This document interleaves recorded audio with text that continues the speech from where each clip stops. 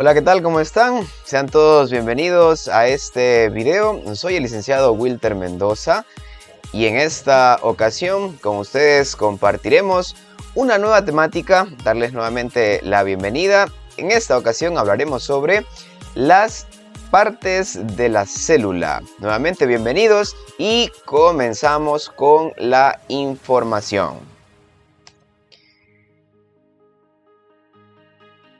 Hablaremos sobre las partes de la célula. Tengamos en cuenta que en primera instancia estaremos hablando del núcleo. Sabemos que el núcleo, la mayor parte del ADN, del ácido desoxirribonucleico que contiene una célula eucariota, se encuentra en el núcleo, que caracteriza este tipo de células y está limitado por la envoltura nuclear. Estructura, según la fase que se encuentre la célula en el nucleoplasma, distinguimos los siguientes elementos. Entonces, dependiendo de la estructura o de la fase, sobre todo en la que se encuentre la célula, se pueden distinguir los diferentes elementos. Aquí podemos precisamente observar la envoltura nuclear, que está formada por la membrana externa y la membrana interna. La cromatina, el cromosoma, el nucleolo, el núcleo de plasma y el poro nuclear. En el caso de los cromosomas, por supuesto, tengamos en cuenta que son estructuras de largas cadenas de ADN asociadas a proteínas, las más abundantes de las células son las histonas.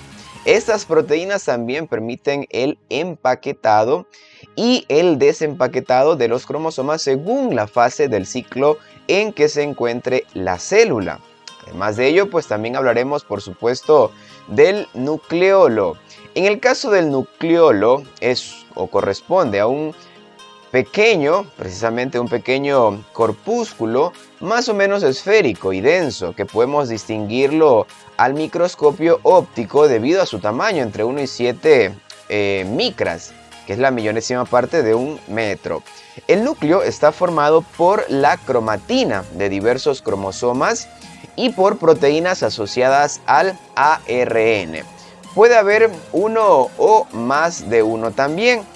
Respecto a las funciones, en este caso, pues por supuesto, las funciones corresponden en primera instancia a la de desarrollar en las células eucariotas, sobre todo precisamente las células eucariotas desarrollan dos funciones. La primera de ellas, hablamos de estas porque son las dos funciones más trascendentales que realiza la célula, obviamente. Entonces, en este caso, podemos hablar, por supuesto, de que primero contiene la información genética que se transmite de una generación a la siguiente. Y además también, otra de las funciones principales es que controla la actividad que tiene lugar en la célula.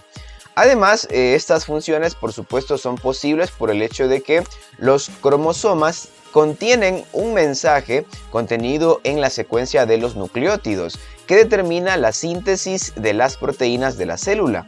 En el nucleolo también se sintetiza el ARN ribosómico, que estará formado o que formará los ribosomas, y se ensamblan los componentes, las proteínas ribosómicas sintetizadas en el citosol, pasan al interior del núcleo y se dirigen al nucleolo, donde en este caso pues obviamente se unen a las diversas moléculas del ARN ribosómico. Una vez conseguido el ensamblaje, prácticamente los ribosomas pasan al citosol, donde se completa su estructura definitiva. Además, todo este control del núcleo sobre la célula es posible porque está permanentemente en contacto con el citosol, gracias al paso selectivo de sustancias que produce a través de los poros de la envoltura nuclear.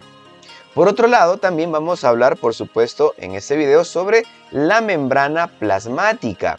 La membrana plasmática prácticamente constituye el límite de la célula con el medio exterior.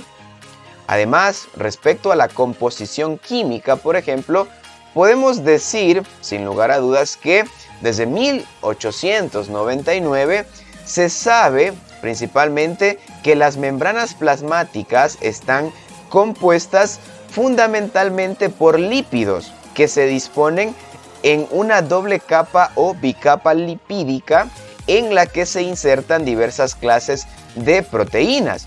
Las proporciones de los lípidos según el tipo de célula también, por supuesto, estas van a variar dependiendo de la célula en la cual se encuentren.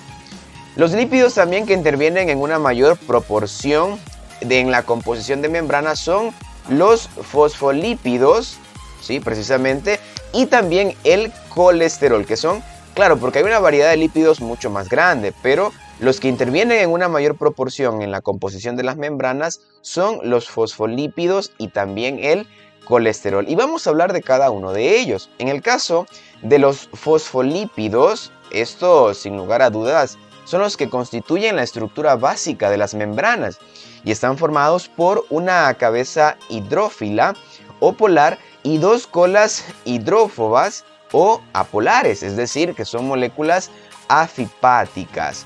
Debido a esta característica, los fosfolípidos se disponen con las cabezas hidrófilas en contacto con el medio acuoso y con las colas hidrófobas en oposición a este medio. Entonces, ahí podemos también observar la estructura de los fosfolípidos, donde podemos ver los diferentes tipos también de movimientos que realizan. Pero bueno, la estructura que se forman los fosfolípicos en este caso no es rígida, ¿sí? Los fosfolípidos prácticamente se mantienen en un movimiento. Además, podemos distinguir varios tipos de movimiento, como es el caso, por ejemplo, en esta, vamos a ver por acá, como es el caso de poder observar uno de ellos que es la rotación, ¿ok? En el caso de la rotación de los fosfolípidos, las moléculas giran sobre su eje de manera longitudinal. Como ustedes ahí pueden observar, por ejemplo, dentro del mismo eje ahí solo comienzan a realizar giros, ¿no? En el sentido de las antihorarios, es decir, al contrario de las manecillas del reloj. Además, también hablamos de otro tipo de movimiento. Recordemos que estos no tienen una estructura rígida, por lo tanto sí va a haber un movimiento. En el caso de la difusión lateral, como pueden observar, pues un fosfolípido puede interactuar o puede intercambiar también su posición con otro que está situado en la misma monocapa mediante un desplazamiento lateral. Además de ello, también podemos hablar de que realizan una flexión de las cadenas hidrocarbonadas, es decir, los fosfolípidos aumentan o disminuyen el grado de separación de las colas hidrófobas. Y también podemos hablar de otro tipo de movimiento que es el flip-flop, es decir, una difusión transversal, ya que se desplaza de manera vertical y ocupa un lugar en la monocapa opuesta. Este movimiento es muy poco frecuente en realidad. Claro, también es preciso mencionar que a menudo los lípidos están unidos a moléculas de glúcidos y forman los glucolípidos. Los glucolípidos, por supuesto, se sitúan en la parte exterior de las membranas y también pueden representar hasta el 5% del total de lípidos de la membrana en las células animales. También, pues ya para llegar a la parte final, hablaremos del colesterol. Recordemos que entre los diferentes tipos de lípidos destacábamos los dos, los fosfolípidos y el colesterol. En el caso del colesterol, este se encuentra en una proporción del 20% de las membranas de las células eucariotas. Las moléculas de colesterol se disponen de forma intercalada entre los fosfolípidos. Esta disposición también limita precisamente la movilidad y también reduce su permeabilidad. Entonces ahí podemos observar también en el gráfico cómo las células del colesterol pues obviamente se encuentran también distribuidas. Y es de esta manera como estamos también llegando a la parte final de este video. Como siempre, agradecerles a todos por estar pendientes de nuestros contenidos y conmigo será hasta una próxima oportunidad. A todos muchas bendiciones. Chao, chao.